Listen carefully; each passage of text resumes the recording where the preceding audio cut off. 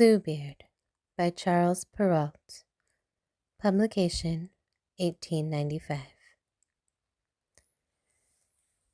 Once on a time there was a man who had fine town and country houses, gold and silver plate, embroidered furniture, and coaches gilt all over.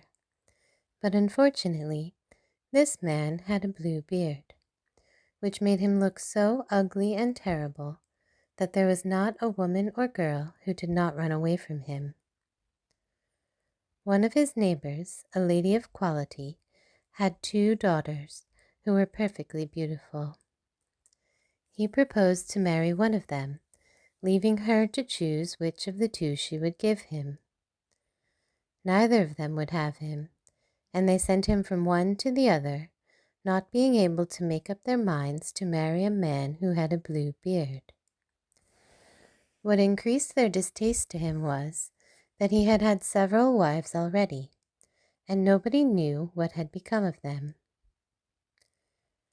Bluebeard, in order to cultivate their acquaintance, took them with their mother, 3 or 4 of their most intimate friends, and some young persons who resided in the neighborhood, to one of his country seats, where they passed an entire week. Nothing was thought of but excursions, hunting and fishing, parties, balls, entertainments, collations. Nobody went to bed. The whole night was spent in merry games and gambols.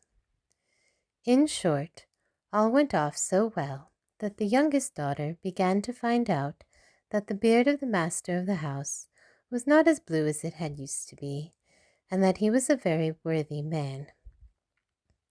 Immediately upon their return to town, the marriage took place.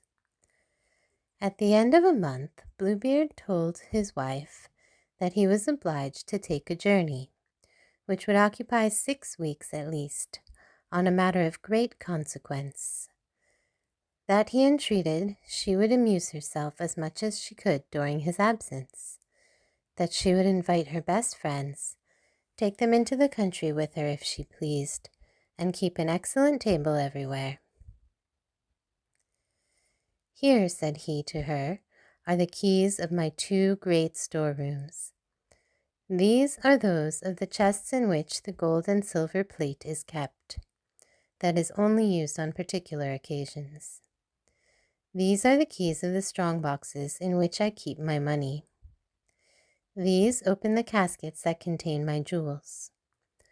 And this is the pass key of all the apartments.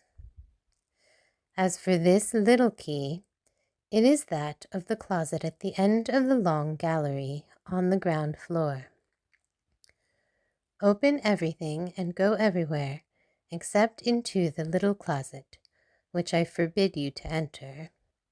And I forbid you so strictly that if you should venture to open the door, there is nothing that you may not have to dread from my anger." She promised to observe implicitly all his directions, and after he had embraced her, he got onto his horse and set out on his journey. The neighbors and friends of the young bride did not wait for her invitation, so eager were they to see all the treasures contained in the mansion, not having ventured to enter it while the husband was at home, so terrified were they at his blue beard. Behold them immediately running through all the rooms, closets, and wardrobes, each apartment exceeding the other in riches and beauty. They ascended afterwards to the storerooms, where they could not sufficiently admire the number and elegance of the tapestries, the beds, the sofas, the cabinets, the stands, the tables, and the mirrors in which they could see themselves from head to foot, and that had frames of some glass, some of silver, some of gilt metal, more beautiful and magnificent than had ever they seen.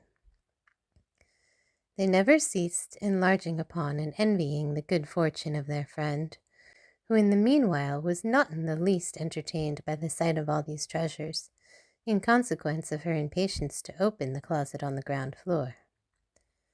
Her curiosity increased to such a degree that, without reflecting how rude it was to leave her company, She ran down a back staircase in such haste that twice or thrice she narrowly escaped breaking her neck.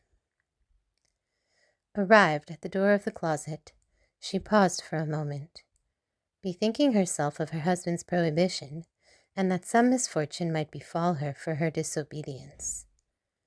But the temptation was so strong that she could not conquer it. She therefore took the little key and opened tremblingly the door of the closet. At first she could discern nothing, the windows being closed. After a short time she began to perceive that the floor was all covered with clotted blood, in which were reflected the dead bodies of several females suspended against the walls. These were all the wives of Bluebeard, who had cut their throats one after the other. She was ready to die with fright, and the key of the closet, which she had withdrawn from the lock, fell from her hand. After recovering her senses a little, she picked up the key, locked the door again, and went up to her chamber to compose herself. But she could not succeed, so greatly was she agitated. Having observed that the key of the closet was stained with blood, she wiped it 2 or 3 times, but the blood would not come off. In vain she washed it, and even scrubbed it with sand and freestone. The blood was still there, for the key was enchanted, and there were no means of cleaning it completely. When the blood was washed off one side, it came back on the other. Bluebeard returned that very evening, and said that he had received letters on the road informing him that the business on which he was going had been settled to his advantage. His wife did all she could to persuade him that she was delighted at his speedy return. The next morning he asked her for his keys again. She gave them to him, but her hand trembled so that he had not much difficulty in guessing what had occurred. "How comes it," said he, "that the key of the closet is not with the others?" "I must have left it," she replied, "upstairs on my table." "Fail not," said Bluebeard, "to give it to me presently." After several excuses, she was compelled to produce the key. Bluebeard, having examined it, said to his wife, "Why is there some blood on this key?" "I don't know," answered the poor wife, paler than death. "You don't know," rejoined Bluebeard. "I know well enough. You must needs enter the closet. Well, madam, you shall enter it, and go take your place amongst the ladies you saw there." She flung herself at her husband's feet, weeping and begging his pardon, with all the signs of true repentance for having disobeyed him. Her beauty and affliction might have melted a rock, but Bluebeard had a heart harder than a rock. "You must die, madam," said he, "and immediately." "If I must die," she replied, looking at him with streaming eyes, "give me a little time to say my prayers." "I give you half of a quarter of an hour," answered Bluebeard, "but not a minute more." As soon as he had left her, she called to her sister and said to her, "Sister Anne," for so she was named, "go up, I pray thee, to the top of the tower, and see if my brothers are not coming.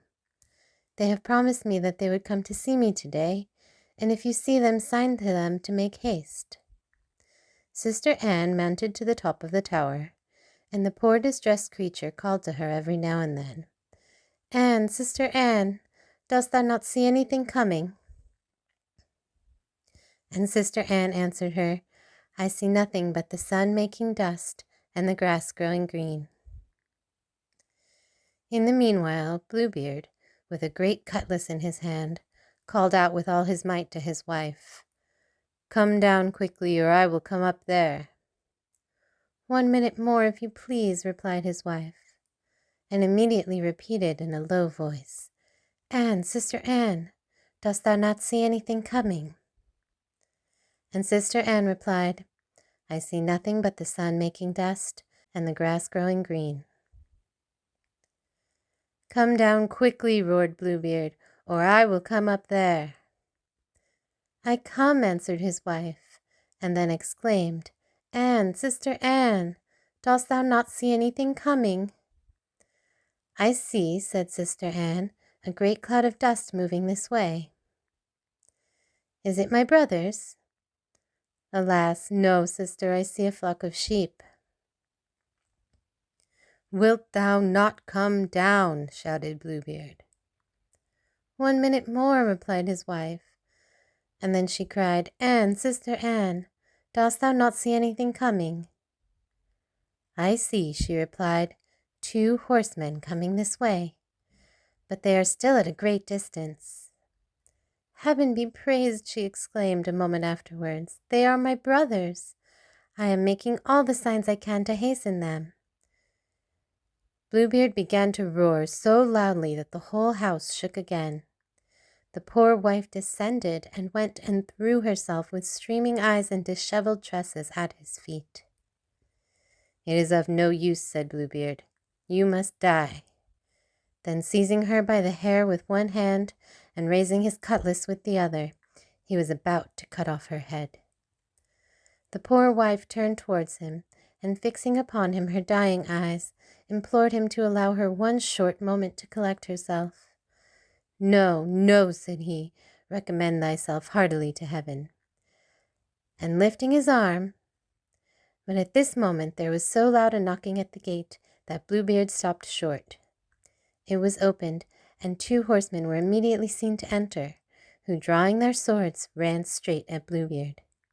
He recognized them as the brothers of his wife, one a dragoon, the other a musketeer, and consequently fled immediately in hope to escape.